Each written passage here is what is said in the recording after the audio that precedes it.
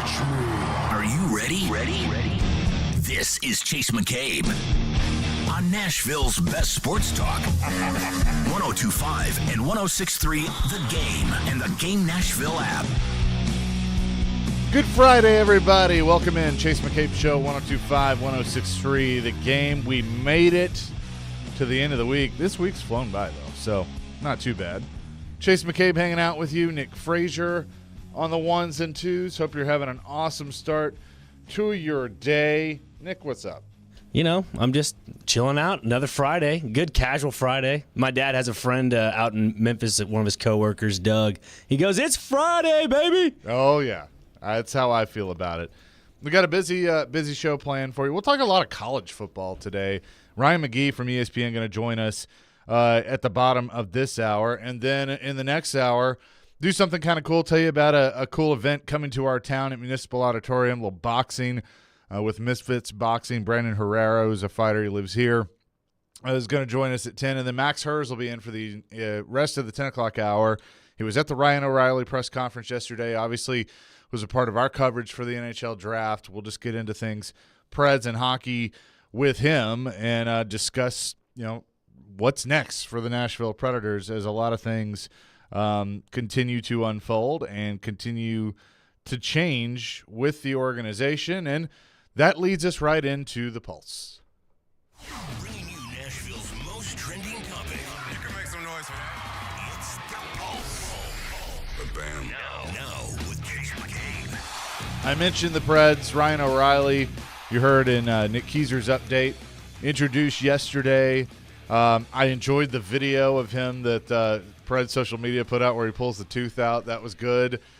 Shows that personality that he's bringing to this organization. But, when he was signed, I was like, I like this move. I was on vacation, and all the signings started coming out, and I said, this was one I didn't expect, but it's one that I don't hate because you've moved on from Johansson, you moved on from Matt Duchene, and now, you're bringing in somebody. Is he a true number one center? No. That's probably where he's going to be, though. But you're bringing him in to help build this new core and mentor the young guys and also give you some production at the same time. He was asked about mentorship yesterday at his introductory press conference. Number one. Brian, how much did you and Barry talk about kind of helping some of these young prospects that have come along during your time? Yeah, we haven't got too in depth with it yet. We're kind of still in that introduction and kind of get to know everyone yet. But I think with this process, especially up front too, there's so many good pieces and so much skill and for myself, I think it's do things the right way and kind of trying to guide them in the right direction. And if you do that, I think we can be very effective. That was Ryan O'Reilly yesterday, and a great question by our very own Joe Rexrode in that introductory press conference. It's the mix. Like all these guys that they've signed that are veterans, you're hoping they come in and they give you production. That's obviously what they're getting paid to do. But at the same time, you're hoping that the example that they live by is picked up by the younger players, and that in turn, trickles down, and you build this new culture that you're looking to build. I go back to, and it's different eras, like when the Predators traded for Mike Fisher, and David Poyle and I have talked about this several times over the years, that I looked at that as that was them stepping into a different era. That was stepping out of the, hey, we finally made the playoffs era. It's good to be in the playoffs, but that's about all we can do, to the, hey, we're winning in the playoffs, and now we're becoming a true contender era. Now, 06-07, that was a team that I think was built to win the Stanley Cup, and unfortunately injuries got in their way. But so now it's different because they've been in that era, and they've been to the Stanley Cup final, and now they're retooling, resetting, whatever. Ryan O'Reilly is one of those guys that I think, like Mike Fisher, he's going to come in and he's going to help Roman Josi and the ones that are already here reset the culture and what this Predators team needs to be. Because, like, for instance, at that time, Shea Weber was the captain. Shea Weber was a great captain, great player. But Shea's a different kind of guy, like in front of my favorite with him was, and I learned early on, like, he didn't like to talk about hockey all that much. You talk about baseball, he won't shut up. But he was kind of that quiet, lead by example. And Yossi's more – Yossi will talk more. Yossi will tell you, answer your questions and everything. But I just think you need different guys in different roles. Fisher was a different guy in a different role. So I think O'Reilly can kind of fill that, work with these young players while also adding to the team and production at the same time. So Ryan O'Reilly also joined Caroline, Willie, and D-Mace yesterday. If you missed that, you can check it out at thegamenashville.com. We'll talk more about him and the Preds with Max coming up in the 10 o'clock hour. We move ahead. Number 2. Staying with the Predators, though, they did announce this morning a change. Michelle Kennedy has been named the president and alternate governor.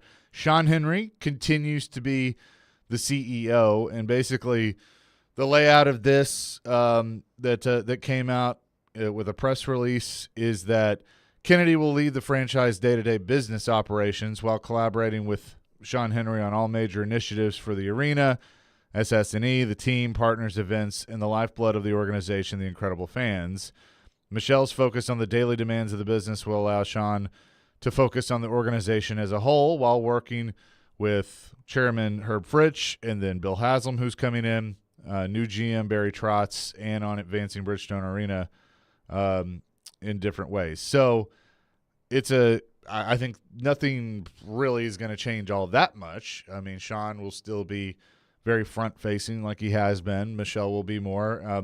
For us here at 102.5 The Game, we've worked with Michelle quite a bit in our partnership. So congratulations to her. I believe she's probably going to join me today on the afternoon show as I'll fill in for Jared. But pretty cool to see that as Michelle Kennedy named president and alternate governor of the Nashville Predators. Herb Fritsch said, quote, "We are pleased to elevate Michelle to the positions of president and alternate governor today. Speaking for the ownership group, we have a great confidence in Michelle's ability to lead the day-to-day business operations of the organization. She has proven that to us in her 15-plus years with the Preds in her various roles. Additionally, I applaud Michelle for her tireless work ethic, her dedication to our employees, and for her commitment to the Nashville community and our fans. She is going to be a great president for all of us." So does that mean Sean has to change the Twitter handle? I was just thinking that. I mean, these are the hard-hitting questions that I ask. Yeah, that is difficult because it is president. I mean, you might have to. I mean, that's been his thing. So I don't know. I'll investigate that further. But congratulations to Michelle. She's awesome.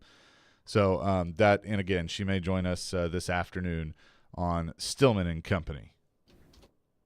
Number 3. So this came out during the morning show, and I was like, oh, here we go. We got to talk about this a little bit. Pat Forty reporting that the NCAA Committee on Infractions will release their findings on Tennessee today. So what does that mean for Tennessee? I don't think they're going to get a postseason ban. And I was laughing at their the conversation that Robbie and Rexroad had, because I was having the same one by myself in my car of like, what's funny about this is they've taken basically 3 years to go through their findings and make a ruling, and now they're going to punish people that weren't even there. And it's the typical NCAA of like, I used to laugh. Darren on the show would impersonate like them just going like, waking up and like, oh, okay, yeah, we'll get around to it eventually. I just, that's why some of this stuff continues to happen, because it's like you don't get punished for it. If I go and I cheat at one school, it's like they get the punishment and I get a slap on the wrist. And it's silly to me. And, this is stemming from the whole Jeremy Pruitt thing. And so I don't think it'll be a postseason ban. I think they'll probably get a reduction in scholarships, and it'll hit them in recruiting a little bit. But the postseason ban would be if they say no, they're not eligible for the postseason this year, then yeah, Vols fans are going to have a conniption, and they should. Like, I agree. I think they would be in the right to do that. And not only, hurting Tennessee fans just to their heart core, but it's also going to hurt national television ratings. Like, I believe a lot of national TV, a lot of just the average college football fan is just like, wow, that Josh Heupel offense. I don't really want to miss out on that. Why would they want to put them on a postseason ban? So I feel like that kind of has something to play into there. Would you agree? Yeah, 100%. 100%. So we'll keep you updated if that comes out during our show of what exactly they found on the Tennessee Vols. One more on the pulse. Number 4. The Northwestern stuff continues, the fallout, and this time it affects the baseball field as they have fired baseball coach Jim Foster after investigation. That's in the aftermath of an investigation into allegations of racist and sexist incidents under his watch. Quote, this is from the AD, "Nothing will ever be more important to Northwestern than providing students a place that allows them to develop in the classroom, in the community, and in competition at the absolute highest level, and building a culture which allows our staff to thrive. This has been an ongoing situation, and many factors were considered before reaching this resolution." So he is out. And, now, like, and it says so Danny Parkins, who's at 670 The Score in Chicago, where our buddy Ryan Porth is, that he tweeted that the players were informed via Zoom by the president Schill and the AD Greg. Guys, what are we doing? Like, this has been an awful week for your university, and you're just you're like the Wizard of Oz, hiding behind the curtain. Get on a plane. I don't care what vacation you're on. I don't care what you're doing. You fired your football coach. You fired your baseball coach, both for pretty damning reasons. Get on a plane and go address your student body face to face. Stop this Zoom crap and get in front of this. Like, I don't freaking get this. I'm right there with you, Chase. It's to the point where, do you care about your university? Do you care about your student athletes? And if you do, you got to be there in person. I'm one of those people that likes to be handshake to handshake, face to face, get to know the person. So if the president and AD don't want to do something like that, shame on them. Yeah, no, I agree. So Jim Foster out, and I think this was his first year there, but still, ongoing situation with Northwestern. Coming up next, we will discuss how the Northwestern situation could be addressed next week in Nashville at SEC Media Days, because the report out of the Big 12 Media Days is interesting. We'll discuss that next. Chase McCabe, 102.5, 106.3 The Game. In countries around the world, people don't have free speech. They can be harassed, jailed, and punished for expressing their honest opinions. That's why for more than 20 years, the Foundation for Individual Rights and Expression, or FIRE, has been fighting to ensure that America never abandons its commitment to free expression. Because FIRE believes that free speech makes free people. Join the free speech movement at thefire.org. Paid for by thefire.org.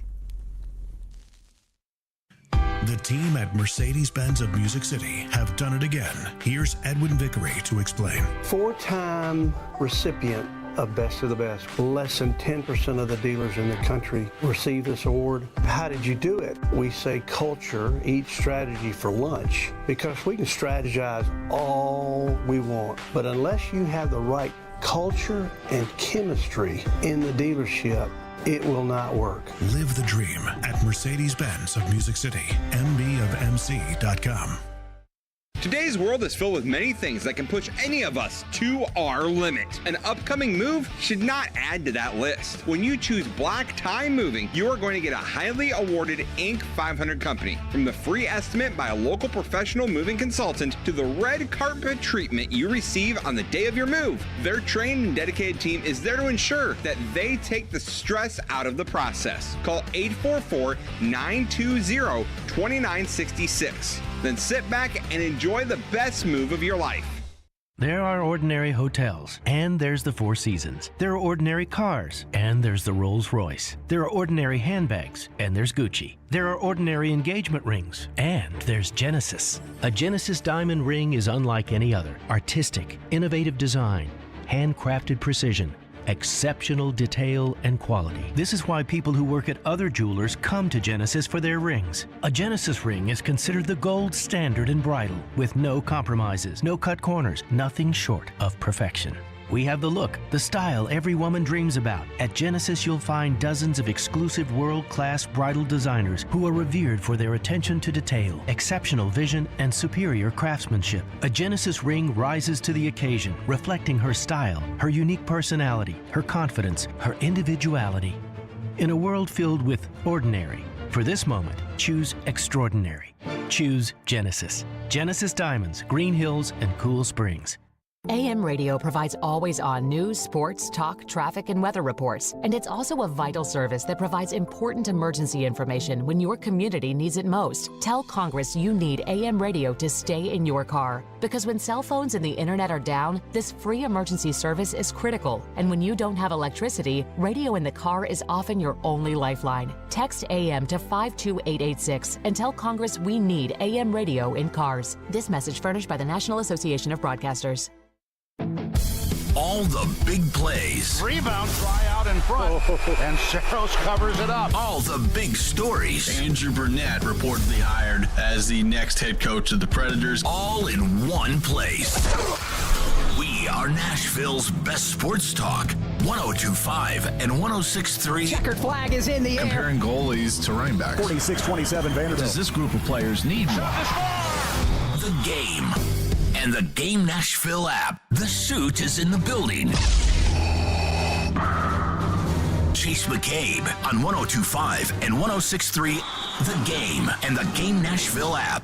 He knows the ins and outs of the Titans and isn't afraid to give his opinion. Traylon Burks needs a massive offseason. He's Jonathan Hutton of Outkick. I don't see how they make a move without going to Ryan Tannehill. Catch him every Monday at 10:30 on Chase and Michelle, and every Wednesday at noon on Caroline, Willie, and D-Mace. Hutton is on 102.5 and 106.3 The Game and the Game Nashville app.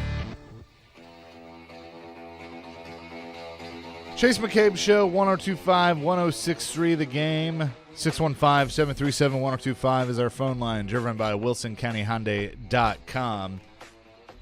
Talking a little college football as SEC Media Days coming to our city next week. Really looking forward to that. We're going to be there every day and talking to coaches and players and people that cover the sport. Always great. First time that it'll be in our city.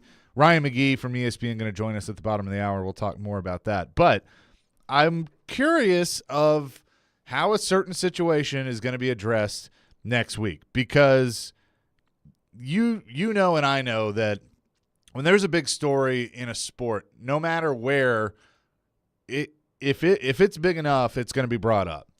This whole hazing situation with Northwestern that got Pat Fitzgerald fired, is going to be brought up at some point next week at SEC Media Days. Big 12 had their media day.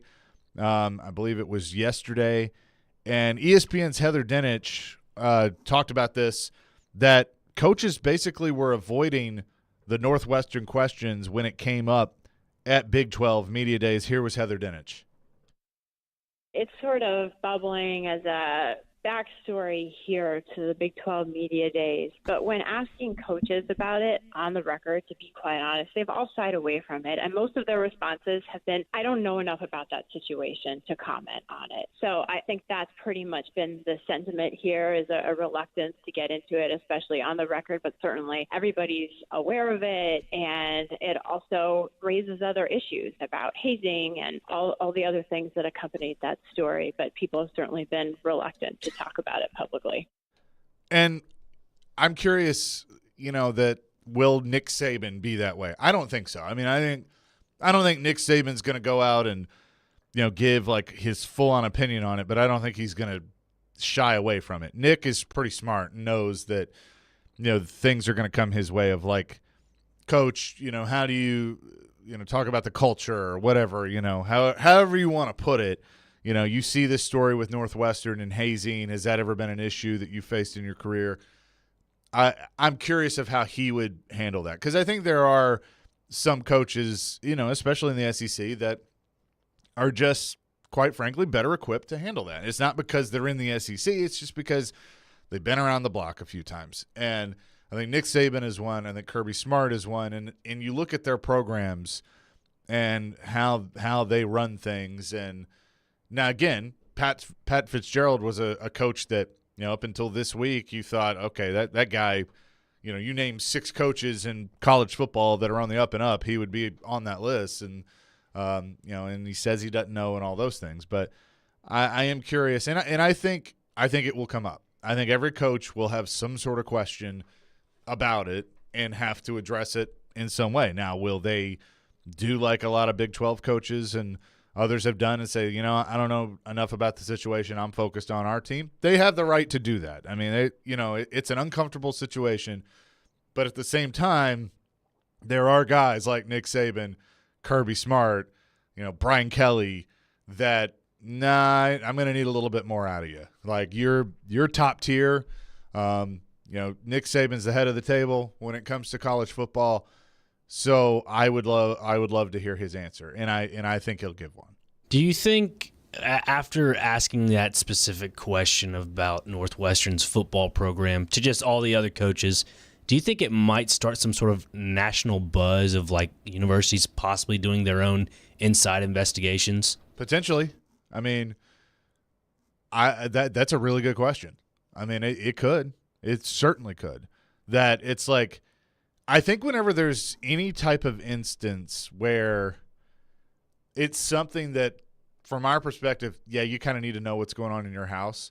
But then from their perspective, it's like there's so much that I have to know about. Maybe I need to pay a little more attention to something like that.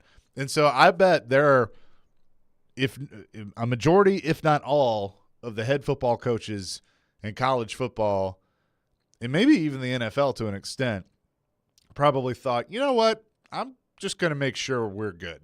I'm going to make sure that I'm going to talk to the leaders on my football team, and I'm going to go, hey, we're not doing any of this crap, right? Like, because it's for the integrity of your team and protecting your players from stuff like that. And in some ways, it's a little CYA, and so it's make sure that everything is how it should be. So I think that's a really good point. I bet that's happened. I bet conversations have happened behind the scenes this week with other programs of like, coach looking at his assistant going like, we don't have this problem, do we? Like, is there something I need to know that I don't know? And that, that's a question that needs to be asked really on a daily basis. If you're the head of a program, I mean, I try and live that like, hey, what don't I know that I need to know? Because when you're especially like a Nick Saban, I mean, there's a lot of stuff that you're having to manage. So a good question. Because the priorities for coaches are definitely in a different realm in comparison to players. Because, like you mentioned, coaches have probably a million things going on at one time. Recruiting, making sure some of the freshmen are all settled into their, I guess, freshman regiment. I don't know, something like that. But it just makes me curious to know if they were to follow suit, just colleges around the U.S. do some sort of internal investigation, because if that does happen and more stories come out, I wonder what would happen for NIL deals. Yeah. Just stuff like that. Does the NCAA now have more leverage on college football and college athletics as a whole in comparison to what it was beforehand of all this? Another thing that I am curious about when it comes to the SEC media days, so Big 12 having their media day, obviously they're losing Texas and Oklahoma.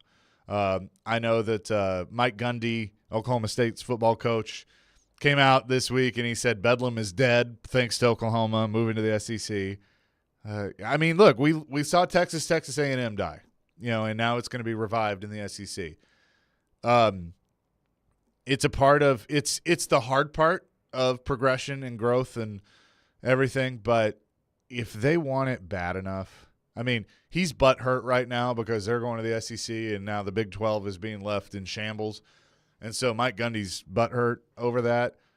But if they want it bad enough and they want the money bad enough, they'll figure it out. This whole, like, scheduled till 37 or whatever it is, give me a break. Like, so if you want it bad enough, you can figure it out. But the other thing is Brett Yomark, the commissioner of the Big 12, was asked about all this, and I'm curious if Greg Sankey will talk about this some. Is the SEC viewed as the evil empire right now of some of the things they've done? But Yomark says not worried about the SEC. I don't know if it's as much about keeping up or being the best version of ourselves. And that's kind of what I say to our ADs and our presidents all the time. Let's not worry about the others. Let's develop a plan, which we have, and let's manage to that plan.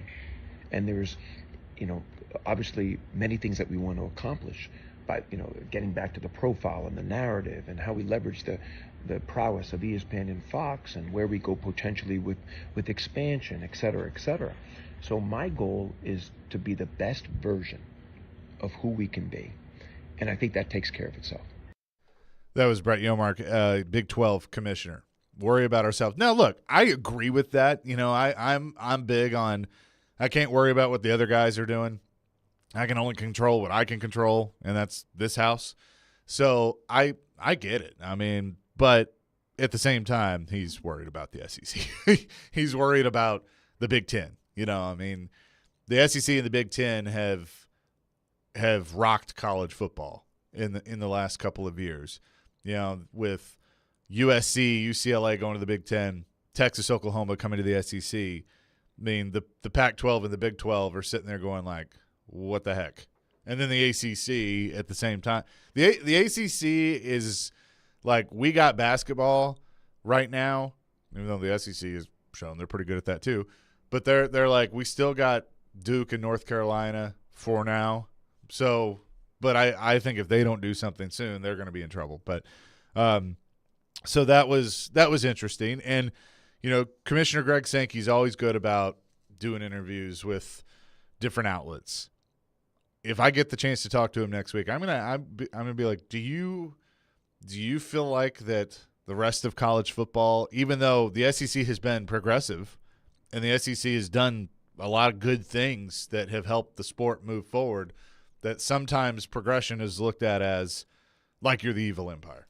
I'd be very curious of that. I'll ask that question to Ryan McGee coming up next from ESPN. We'll talk some college football with him. Also probably mix in a little racing too, because Ryan's like me and a gearhead. We'll do that next. Chase McCabe Show, 102.5, 106.3 The Game. D-Hop Watch continues. Titans and Patriots have made offers. He's kind of holding out, looking around. Could the Titans add the talented wide receiver? They need help at the receiver position. With speed that can catch the football. How much better can he make the two-tone blue? Titans have a better chance of being in the postseason. D-Hop. D-Hop. D-Hop. D-Hop. D-Hop. D-Hop. D-Hop. D-Hop Watch continues. Titans on 3, 1, 2, 3. Keep it locked to Nashville's best Titans talk. 102.5 and 106.3 The Game and the Game Nashville app. All right, boys and girls, we are changing the game. Help your bets stay hot this summer at Superbook Sports, the most trusted name in sports betting with a direct line to Las Vegas. And now when you use the promo code CHASE, you score up to $250 with their first bet bonus. Win or lose, Superbook will match your first bet up to $250, all by using my name in the promo code slot, CHASE, C-H-A-S-E. It is that simple. I love the Superbook Sports app, because it's so easy to use right there at the palm of your hand. And guess what? We get baseball back today. They got some baseball games right there for you that you can bet on, whether it's the Padres, you really need a good second half, the Marlins, they're all right there.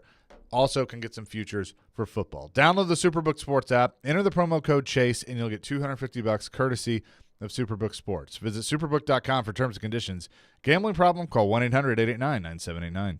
It's Black Friday in July at Electronic Express. Get up to 50% off in every department. Don't miss a TCL 65-inch Roku TV for only $349, or an LG laundry pair for just $499 each. Save on computers, appliances, 4K TVs, and more. Get an Acer Aspire laptop for just $199, or a Ring Video doorbell for only $149. Get up to 5 years special financing throughout the entire store. Electronic Express. We make it happen.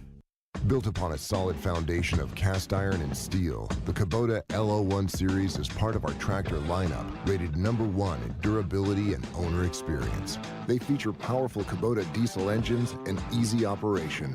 The durable Kubota LO1 series. Talk to your local Kubota dealer today to schedule a demo. Go to KubotaUSA.com for full disclaimer. Visit Coleman Tractor, your local Kubota dealer in Clarksville, Nashville, Paris, and White House.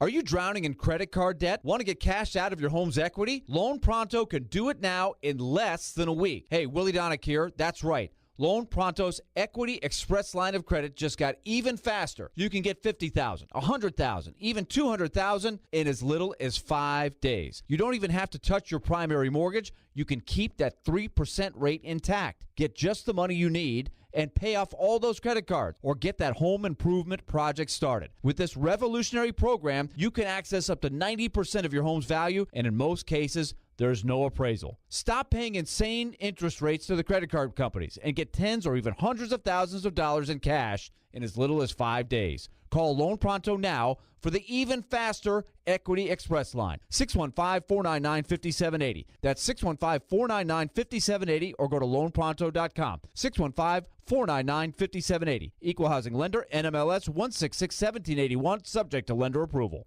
Bar Lines in the Omni Nashville Hotel stays true to the spirit of Music City, the perfect spot for sports and arena concert fans year-round. Savor Bar Lines Originals, the Bar Line Barbecue Burger or Midtown Mushroom Swiss Burger. Excite your taste buds with the Sobro Grinder with smoked turkey, the Boss Hog with whiskey braised pork butt, and the Angry Chicken, pickle brine fried chicken breast with honey sriracha. Attending an event downtown? Bar Lines in the Omni Nashville Hotel, open daily at 11 a.m. is a great way to kick off your afternoon or evening. Nashville is growing, but we remember our roots here. The fairgrounds, my family and I have so many memories there. It is full of history, it is full of culture, and it is full of Nashville. There are some folks who want to tear down our historic fairground speedway. When you do that, you lose part of your story. Don't tear it down, make it better. I'm not necessarily a racing fan, but it's a part of the fabric of the neighborhood. When you lose something, guess what? It doesn't come back. Don't take away my history. Let's make sure we don't lose another piece of what makes our city so special. Hey, did you tune in late? It's okay. It happens. You can subscribe to the Chase McCabe podcast wherever you get your podcasts. iTunes, Spotify, doesn't matter. Rate, subscribe, and review today. Chase McCabe on 102.5 and 106.3 The Game. The suit is in the building. 3 hour lunch, 3 hour lunch, 3 hour lunch. 3 hours. Chase McCabe on 102.5 and 106.3 The Game and the Game Nashville app. Chase McCabe Show, 102.5, 106.3, The Game. Good Friday to you. Always enjoy our conversations with our next guest, Ryan McGee. Marty and McGee, SEC Network, ESPN. He's a gearhead like me. Ryan, what's up, my friend? How are you? I'm good, man. It's kind of a crazy summer. It's been busier than normal, and SEC media days. I mean, I'll be out there in Nashville like Sunday night and there for the week, and it's just crazy that I feel like summer started like 2 hours ago, and it'll be over like an hour from now. Well, I hope I don't know if you were on hold yet, but that you heard the commercial that played right before you came on. It was talking about the Fairgrounds Speedway as things continue to try and move in the right direction with that. Because I know how much racing means to you, and we've talked about it so much over the years. I've used your line, a ticket as a vote, quite a bit as the Ally 400 was sold out this year.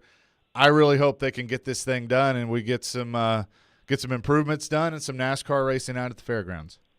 Yeah, me too. And the enthusiasm for it is off the chart. And I tell you, and I don't live in Nashville. I live in North Carolina, and people here are talking about it. And I was at the All-Star race at Wilkesboro, just a month ago, and what I saw there, and standing overlooking the racetrack on Saturday morning with Marcus Smith, who is spearheading the Fairgrounds revival. I look at Marcus and I go, dude, if you can do this, you can do anything. Because I'm telling you, North Wilkesboro was one of the saddest things you've ever seen in your life, and it was literally like the Titanic just sitting there rusting next to the highway for almost 30 years. And they just ran the All-Star race. And so if they and they're getting the Cup race next year. So if you can do that to that place, then I can't even begin to explain to people in Nashville, if they'll let them do it, what Marcus Smith and his team will be able to do that racetrack and restore it to what they did at Wilkesboro. It was so brilliant, was that it felt new, but it was not new. Right. They somehow managed to hit it down the middle. They did at one place what I think NASCAR should be trying to do every day, which is hit it down the middle. Make it modern, make it awesome. Make it exciting for all ages, but at the same time, make sure you at least keep one toe, stuck in the amazing history that stock car racing has, and that's what they'll do at Nashville. They'll let them do it. Yep, and I think, and you would know this better than I would, but I feel like with Wilkesboro and then hopefully Nashville that maybe that does give Rockingham some hope. Yeah, I hope so, man. I'm from there. Right. I was born in Rockingham. I'll be buried in Rockingham. I was at my grandmother's house that I still own, not even just a few days ago, and went by the racetrack on the way, and it's just, it's a perfectly great racetrack just sitting there. But I'm telling you right now, man, if they did what they could do at Wilkesboro, but the point is, what you don't want to do is you don't want to overdo it. You don't want to kill the goose looking for golden eggs. So they have a night race at Charlotte, and it's great, and all of a sudden everybody's got a night race. And all of a sudden road courses become a big deal, and everybody wants a road course, and you can't overdo it. We don't need 9 street races. We got one. We don't need one dirt race. We got one, and so you gotta pace it right. But yeah, man. There's no reason why. I didn't believe that until I saw what they did at Wilkesboro. I thought, right, what, Rockingham's done. But now that I saw what they did at Wilkesboro, I'm like, man, I think they could do this if they really wanted to. Yeah, no doubt about it. Ryan McGee is with us from ESPN. So how do you think SEC coaches are going to address the Northwestern situation next week? Because it's going to come up. I know Big 12 coaches have tried to sidestep and not get too much into it, but I feel like Nick Saban, Kirby Smart, guys like that, they're just keep guys from getting pulled over for driving 100 miles an hour. Right. I mean, it's a problem. We're talking about half a dozen guys, and so it's the CEO part of the job is the part of the job that none of those guys want to do, but you have to do. And I remember Mac Brown, who I love so much, and Mac Brown telling me stories about when he'd been in North Carolina for years and he got to Texas and understanding what it is to be the CEO of a, $100 million corporation, which is what these teams are. And, him walking out to practice and a helicopter lands and they go, "Coach, you got to leave. The governor's wife's birthday is tonight and you have to make an appearance." And he's like, "I got to get ready for Oklahoma State." But that's the gig, man, right? I mean, it's spreadsheets and it's disciplinary action, and it's ultimately it doesn't matter what company you are CEO of, whether it's a football team or whether it's the bank. If there's fraud going on, and this is happening on your watch, or sexual harassment, or the mess they've had at Northwestern, whatever. You're ultimately in charge. And when coaches and when athletes and when celebrities will kind of complain about, why do I have to deal with this and why do I have to deal with that? My answer is always, well, good news, you don't have to. You can get the money back, right? If you don't want to take the money and you don't want to have the job and you don't want to be famous, then, there's plenty of jobs out there where you don't have to deal with this. And so I think the problem is, and this is what everyone's wrestling with, is I don't know anyone that doesn't like Pat Fitzgerald. Right. He's amazing. I mean, he was one of my favorite, college football, personalities as a player back in the day. And so that's the tone you hear is people just can't believe it, and it scares them. So the reality is that they're going to have to answer the questions, but they also need to go back through their own deal in their own office and make sure there's nothing going on that they don't know about. Yeah, that's something we talked about earlier of like how many of them looked around and go, "Hey, are we good? Is there something I need to know going on?" Talking with Ryan McGee from ESPN. So the SEC about to expand again. The SEC I think has been progressive in some ways, but do you believe that the rest of college football at times will look at them as sort of the evil empire? And how do you think Greg Sankey addresses that and continues to deal with that on a daily basis? I know. So I was just at the College World Series, which sits right there, in Nebraska, between Nebraska and Iowa. I mean, it is Big Ten country, and they get. And meanwhile, we're watching two SEC teams play for the College World Series championship and all that. And everybody definitely has SEC fatigue. But the reality is, what I say is that there's an easy way to fix this: beat them, and outflank them. And so the reality is that Greg Sankey's job, while he has been co-chair of this, future of the NCAA committee, or whatever it is they're calling it, ultimately his job is to take care of the SEC. And, I go back to the Texas-Oklahoma deal. I don't necessarily, as a college football purist, and I've talked to you, talking about Kirby Smart, Nick Saban, I've talked to all these guys about this. I don't know if it's in the best interest of college sports in general that Texas and Oklahoma are leaving the Big 12. And I know it's not, that USC and UCLA are leaving the Pac-12. But if you're Greg Sankey and Texas and Oklahoma call you on the telephone and say, we want to do this, you have to do it. And so it's a really, really interesting time right now. We can't look too forward into the future, but this is a really long way of saying Greg Sankey's got to take care of the Southeastern Conference. And that's why he gets paid a lot of money, and that's why he just got a contract extension. And the confidence in him is through the roof. But, the rest of the country's getting tired of it. But the Big Ten's not sitting there. The Big Ten isn't whining. The Big Ten is taking care of business and trying to keep up, and their teams they're going to put a little more money in the bank than SEC teams are in 2 years. And so if you're everyone else, sitting and complaining about it is a waste of time, because you need to be making the moves to keep up. So let's talk a little football, as this will probably be a discussion next week here in Nashville. If you had to pick a Heisman winner out of the SEC, who's top of mind for you this year? It's a great question. And, the SEC, you think about the last few years, we've gone in knowing who the quarterbacks are. And the reality is the Heisman Trophy is a quarterback award now. Just is. Right. It's just the way of the world. And, it is what it is. And so I look around the conference, and there's so many quarterback questions. I can't remember a year when we went into with a lot of high-profile teams that we might have a pretty good idea who the quarterback is, but we don't know for sure. So that's a really long way of saying I don't know. I really don't. And I'm curious to see, who steps up in these quarterback roles. But, I think there are sleepers in the group. Going into last year, I think everyone agreed that Hendon Hooker was going to be great. Yep. I don't think everyone believed that Hendon Hooker would be the Heisman front runner in October, which is what he was. So, I look at like a KJ Jefferson at Arkansas. If they let him do what he can do, and he can stay healthy, which he wasn't able to do a year ago, that's a guy that we're not talking about now, that if Arkansas is sitting 6-1,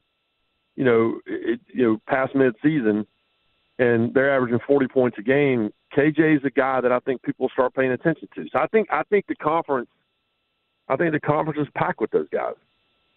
I agree with you. I mean, I think there's a guy taking over Knoxville that's intriguing. That Oh yeah. And Joe Milton. He's already. He's Uncle Rico. I could throw it over those mountains. I'm 100% sure that kid could throw it over those mountains if you told him to. Speaking of Tennessee, real quick, Pat Forty saying that the NCAA Infractions Committee will have their findings on Tennessee. We're closer to knowing what is exactly going to be their punishment. Do you think it's going to be a postseason ban, or is it more just going to be scholarships and recruiting? I think it's going to be scholarships and recruiting, and I think that's what it should be. To me, it's one thing to punish the staff of people who were there that, none of them were there when all this went down, and that's tough enough. But when you punish the kids who had nothing to do with any of it, and to me, that's what a postseason ban is. So I'm hoping, I went to Tennessee. I'd say this about any school. I don't like punishing 19-year-olds for something that a bunch of 45-year-olds did 4 years earlier. And so I'm hoping, if you restrict what the staff can do and what the administration can do, I think you probably should do that. But the reality is that you shouldn't keep these kids from ever playing a ball game. And so I don't believe that a postseason ban will be the case. But we're also talking about the NCAA, and every time I think I know, how the rules are enforced, that's usually not how that goes down. I'm right there with you. Ryan, always good to talk to you. We will see you next week here in Nashville. Yeah, I'll be there. I can't wait. When we're in Hoover and Atlanta and all these places, whatever, but when we're in Nashville, I'm assuming Marty's just going to introduce me to every country music star in the world. So we'll see. I think that'll happen too, and it'll be good to catch up with you. Thanks so much for doing this. Thanks, man. All right, Ryan McGee, ESPN, Marty and McGee, of course, the show joining us. SEC Network does a fantastic job, and I'm sure he will be on our airwaves again next week. Live in Nashville from SEC Media Days. Coming up next, we'll react to some of those things and talk a little Titans as well with the latest in D-Hop Watch. But also, TD brought up a player this morning to pay attention to, and I think he's right, but maybe for different reasons. We'll discuss that next. 102.5, 106.3 The Game.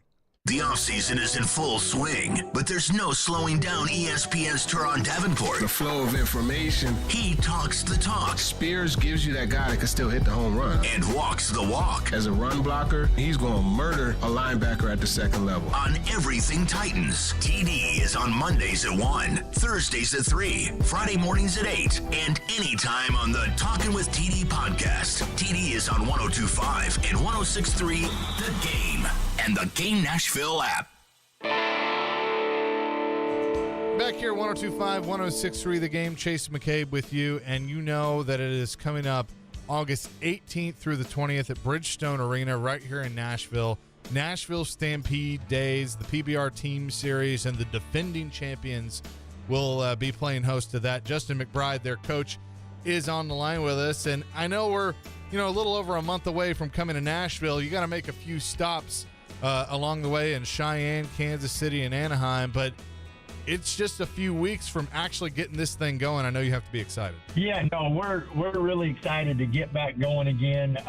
Just trying to get guys healthy and get the squad ready. But man, you bring up how close it actually is till we get to Nashville to the home event, and that's really the one we can't wait for, because I'm probably a little biased, but it's the best event there is.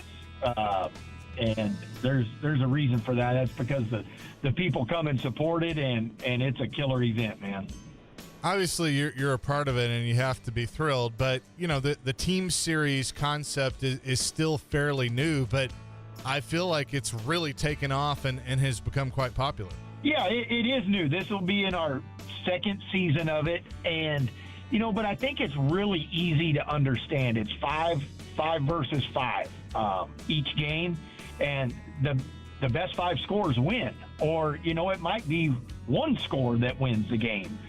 So you never can tell, but it's really easy for fans to follow, and I think it gives them a lot more to root for. During the typical bull riding season, you go to the event to maybe watch your favorite guy. Well, if he doesn't do any good, then you're kind of sitting on your hands the rest of the night. Now you've got a team to cheer for, and every rider on that team is crucial to trying to get a win. So you mentioned getting healthy. That's obviously one of the most important things. But what other things are you doing to prepare for the season that's coming up in a few weeks? Getting the guys healthy and bull riding, that's always a big part of it, trying to juggle your roster and use the healthiest guys you got at the time. But I think for our squad, it's going to be really important this year to never forget about last season and what they were able to accomplish, but they've kind of got to let that go now, and they've got to go try and get another one. We talk about it as, we're not defending anything. We won that title forever. That's in the history books, but we got to go win another one now. And that's what we're trying to do. We're not trying to hold on to anything. We're trying to go get more. No doubt about that. But the season will kick off on the 24th of this month and then come to Nashville, as I mentioned, August 18th through the 20th at Bridgestone Arena. You can go to PBR.com, Ticketmaster.com to get your tickets. Justin, always appreciate it. Thank you. Hey, Chase, thanks, buddy. Hear that? That's Jeff Anderson. He's that guy in your neighborhood that's always making improvements to his house, his car, his yard. On your street, it's about keeping up with the Andersons. One thing you don't know is Jeff's tools are from Harbor Freight. Tools at great prices. That circular saw right there, you wouldn't believe the deal he got. Just think, when you're keeping up with the Andersons, you're saving money. Whatever you do it for less at Harbor Freight.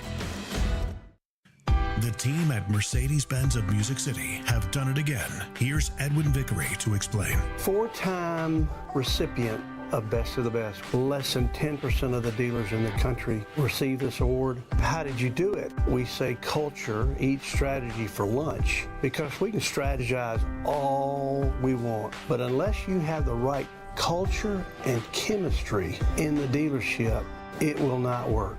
Live the dream at Mercedes-Benz of Music City, mbofmc.com. Hey y'all, it's Courtney with Parman Tractor and Equipment. Warmer months have you working overtime? Be sure to visit Parman Tractor and Equipment for all your New Holland tractor and bush hog needs. Swing by our store at 3570 Dickerson Pike in North Nashville or give our sales team a call. We're now offering 0% financing for 72 months on select New Holland tractors. Get the brands you trust from a local dealer like Parman, always ensuring totally outrageous customer service. Visit ParmanTractor.com for the best deals on equipment, New Holland tractor, bush hog, and more. Hey y'all, it's Caroline Fenton, and I want to tell you about my friends over at 312 Pizza Company. 312 Pizza is my favorite place in town. It's family-owned and operated, bringing you a slice of Chicago to Nashville. 312 Pizza Company specializes in deep dish pizza, thin crust pizza, and all things Chicago style, always made from scratch using secret family recipes passed down generation to generation. 312 Pizza is open every day except for Tuesday and is located in Germantown with dine-in, takeout, and curbside available. Call 615-730-7888 or head to 312pizzaco.com to order. 312 Pizza Company, Nashville's authentic Chicago pizzeria. If you're drowning in IRS debt and can't afford to pay, then you need to take advantage of special IRS tax programs that are available and free yourself from IRS collection efforts once and for all. Due to the financial hardship consumers are facing throughout the country, the Internal Revenue Service has made it easier to settle delinquent tax problems. An open phone line has been established by Community Tax for consumers to call and see if they qualify. Take down this number or store it in your cell phone, but call the Community Tax Helpline at 800-469-4689. If you owe back taxes to the IRS and cannot afford to pay them back, or even if you have years of unfiled tax returns, there's no need to fear anymore. But you have to call the Community Tax Helpline today at 800-469-4689 for the help that you need. Don't take on the IRS alone. They can attack your wages, savings, pension, home, and even your Social Security check. Call 800-469-4689 for your free consultation and to see if you qualify. That's 800-469-4689. 94.9 The Fan is your home for Hit City. Your Nashville Sounds return from the All-Star break tonight at Louisville. Swing and a miss, strike three. Sounds win. Pre-game at 6 o'clock. On your home of Nashville Sounds baseball. 94.9 The Fan and The Fan app. Bring it on, Chop. Let's go. You're listening to Chase McCabe on 102.5 and 106.3 The Game and the Game Nashville app. The Game Summer Ticket Tour is headed to Fat Bottom Brewery at 844th Avenue North in Nashville today from 2 to 6. I'll be in for Jared alongside Adam Vingan. So come by and say hi. Get you a beer, sign up to win some tickets. You can eat, drink, hang, and leave with a pair of free sounds, Preds, Big Machine Music City Grand Prix, or concert tickets. We have a ton of stuff that we're getting away. You can also giving away. You can also get signed up for the grand prize.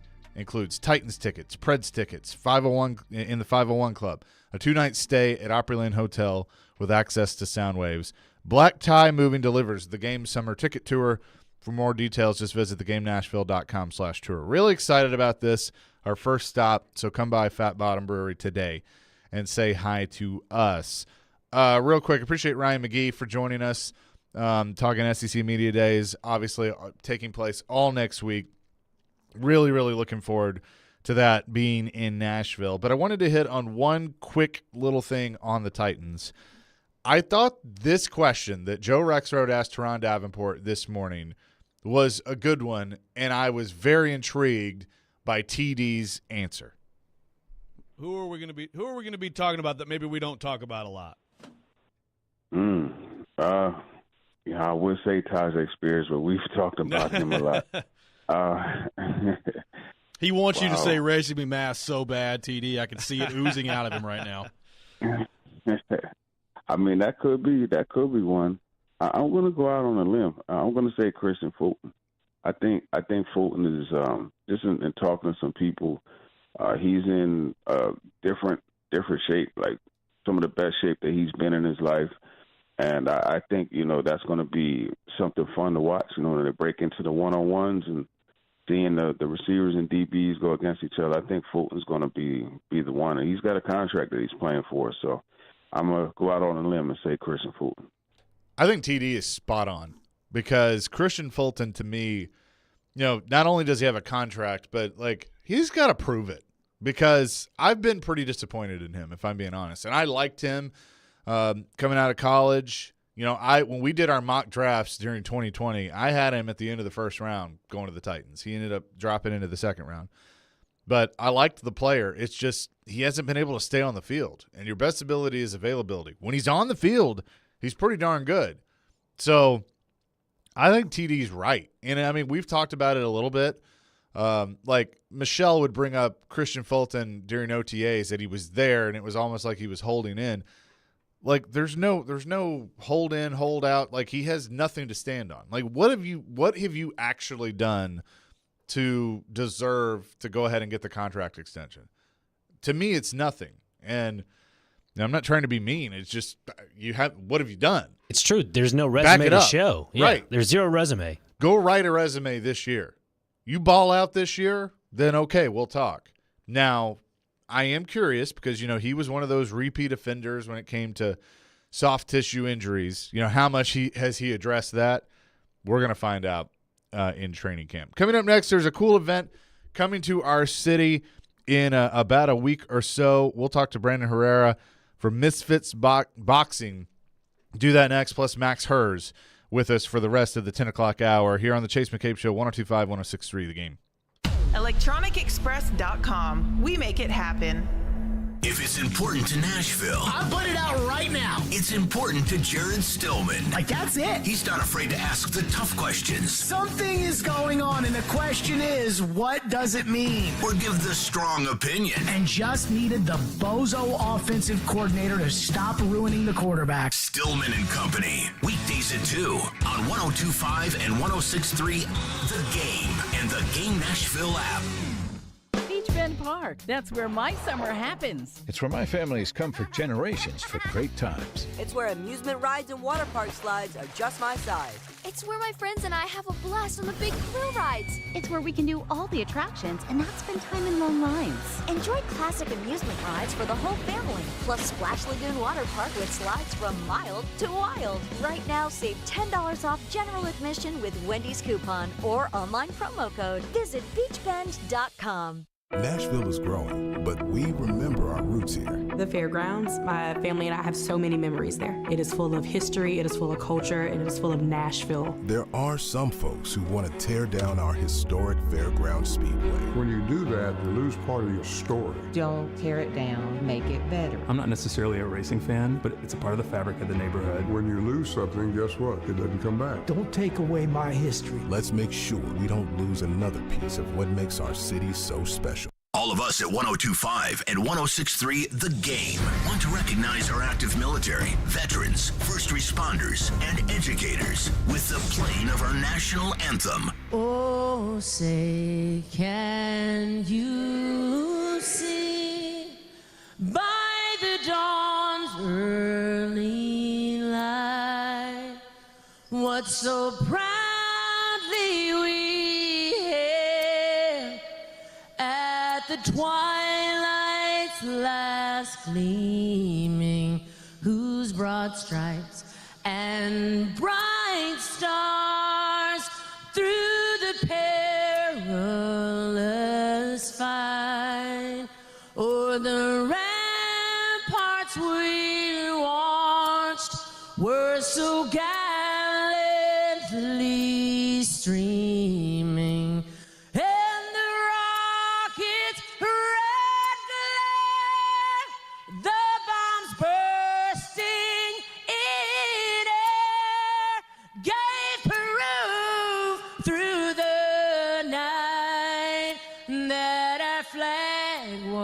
Still there,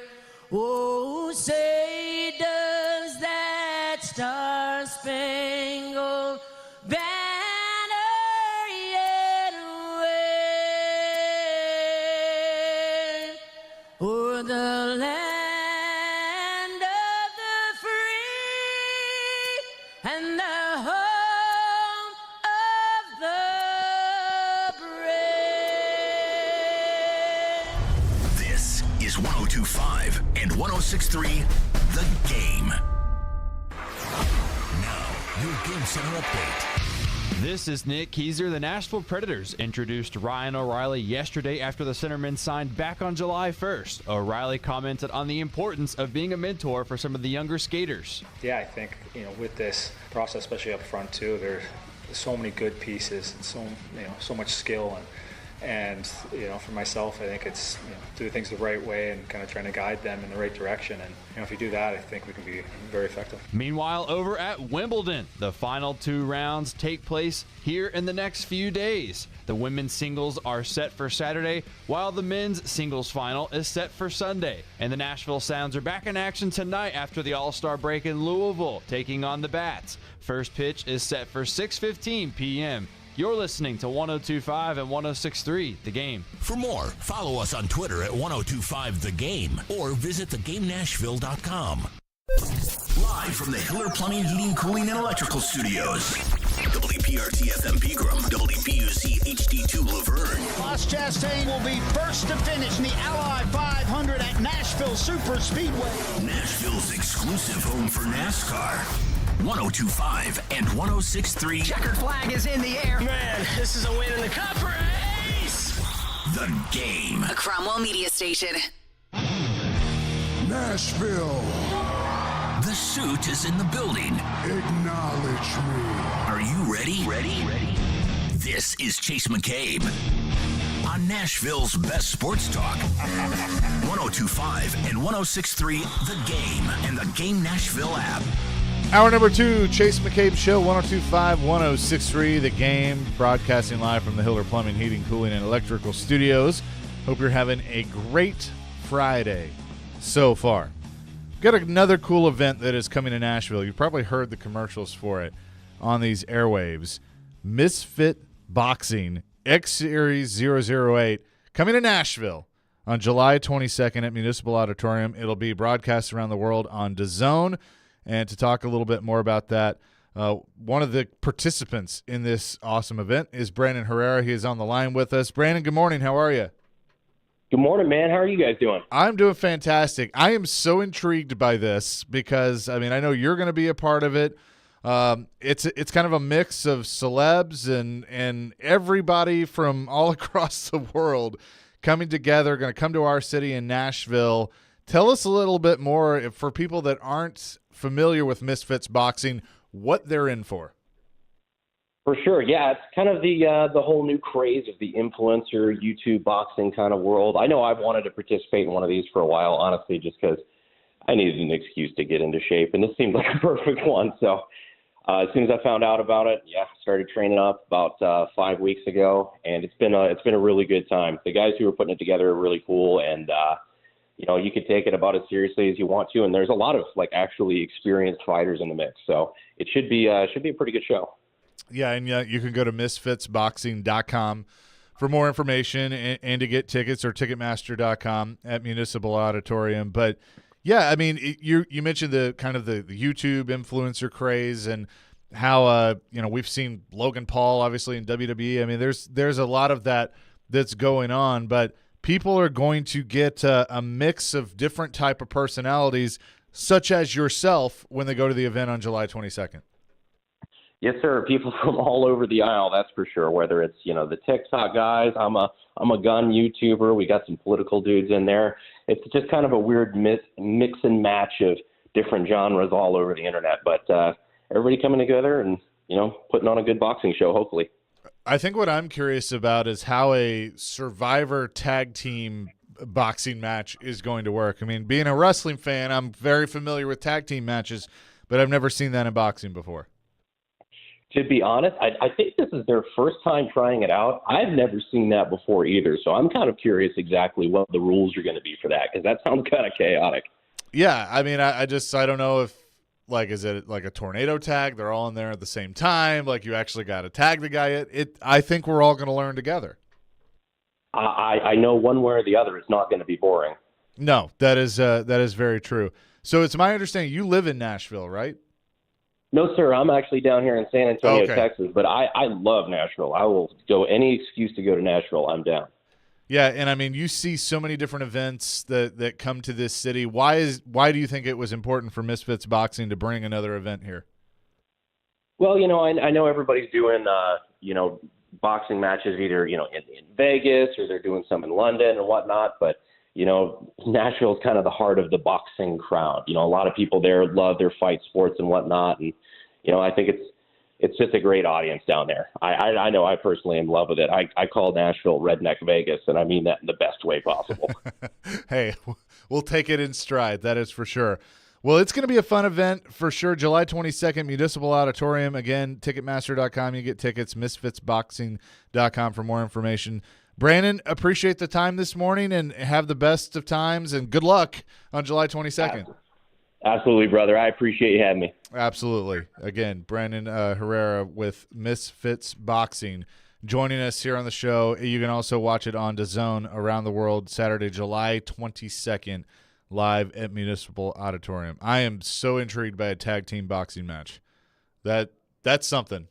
That's going to be interesting. Like you mentioned, I don't know if it's a tag team, man, like you tag somebody in. I have seen some like cage fights where people, not like wrestling cage fights, but like actual MMA fights where you have like 2 to 3 guys in the same cage and they're all fighting at the same time. It's a bit odd. Yeah, I don't know. We need to get Jared in a celebrity boxing match. Yeah, why has that not been a thing yet? I think it would be fun. I don't think he would do it, but I think it would be fun. I agree. If we could get him to do that. I'd pay good money for it, Oh, who wouldn't? Of course you would. For sure. But anyway, go to misfitsboxing.com, ticketmaster.com for more tickets. Max Hers is making his way into the studio as we're going to spend the rest of the hour with him talking about some things going on with the Predators as yesterday Ryan O'Reilly was introduced to the Smashville media.